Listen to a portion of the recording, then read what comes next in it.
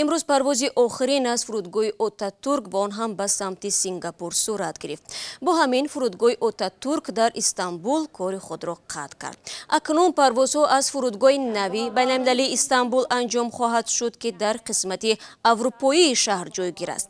انتقال تجهیزات از فرودگاه آتاتورک به فرودگاه نو روز جمعه گذشته انجام شده است. بنا به خبرها 700 ماشین باربر تقریبا 50,000 تن بار را از فرودگاه آتاتورک تا فرودگاه نوی استانبول بردند. پرواز نخستین از فرودگاه نوی استانبول به سوی انقره بوده است. فرودگاه نوی بین‌المللی استانبول روز 29 اکتبر سال 2018 باز شد. به ساختمان آن بیش از 11 میلیارد دلار خرج کردند. مقامات ترکیه باور دارند که فرودگاه نو در مسافرکشانی در جهان بزرگترین خواهد بود. به قول مقامات فرودگاه قادر است در یک سال به 150 میلیون مسافر خدمت رساند.